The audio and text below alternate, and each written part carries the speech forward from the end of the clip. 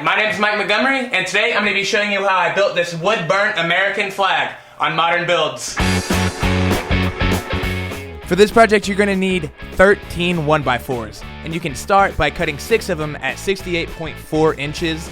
Sorry I don't have the fractions, but I don't know what they are. Make sure and save your extra pieces on this cut.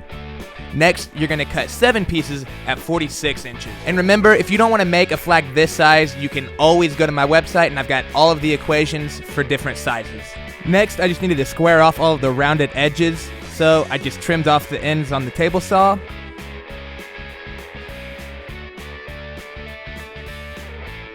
After the one side was square, I went ahead and ripped them to width, which for my flag was about 2 3/4 inches.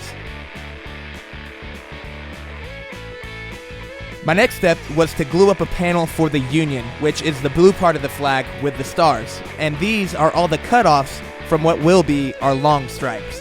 Now I had to use a bunch of clamps because these boards, well, they're really cheap and really warped. But I got it pretty close. Then I could fire up the propane torch. Now this is a torch that you can just get from Harbor Freight, and I'll give a link in the description if you want to get it online. But the whole idea here is to get a really deep char on the dark stripes, and you can see here that it starts to crackle once you get it to a certain point, and that's what I'm looking for.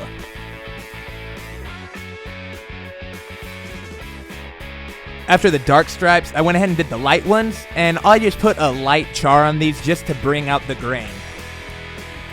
And once I was done with that, the glue had dried on my panel, so I could separate all of the clamps. And as you can see, it's still not perfectly flat, the panel that is, so I just scraped off the glue, and then I used a rasp and a hand plane and other things just to flatten it out as much as possible. I think it came out pretty nice.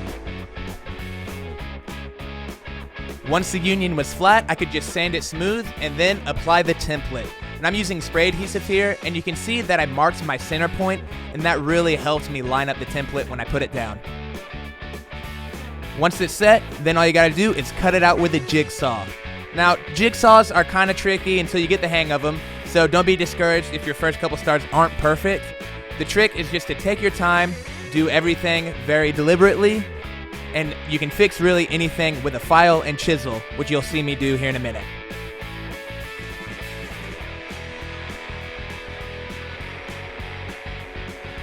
You can see that I burned the Union pretty dark, but I didn't let it char up and crackle like I did on the stripes. And once that was complete, I just squared up the other edge.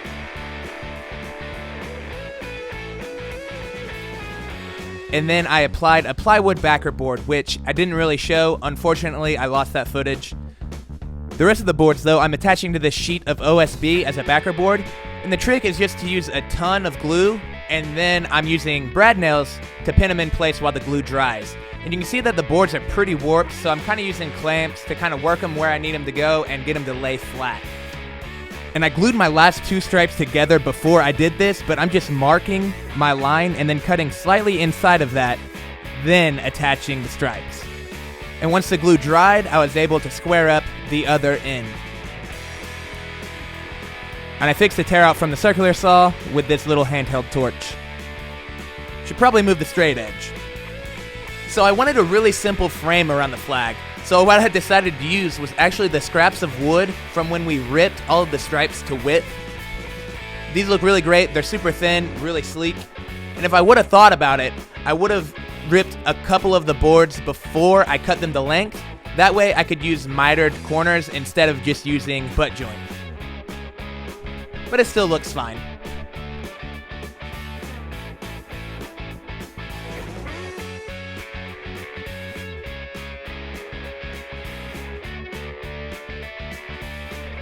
Now my initial intention was to put some sort of spray lacquer or some kind of clear finish over the whole flag, but after I got it done, I really loved it, so this is the final product. And that is really all there is to it. Now, I know I didn't show how I hung it on the wall simply because I didn't hang it on the wall, but I did make a French cleat system so that the person I made it for can hang it. And don't forget to go to my website, modernbuilds.com, because that is where I have all of the dimensions as well as all of the equations. That way, if you want to make a flag that is a different size, you can get everything proportional. and this is your first time here, I want to say welcome, and I would really appreciate it if you subscribe because I put out a new project video every week, and you'll definitely want to check those out. Also, if you have any questions, comments, you can either leave those below or hit me up on social media. Don't forget, if you like this video, hit the like button, and if you want to share it on social media, that helps me out a ton, helps new people see it, and I'd really appreciate that as well. And we'll see you next week on Modern Builds.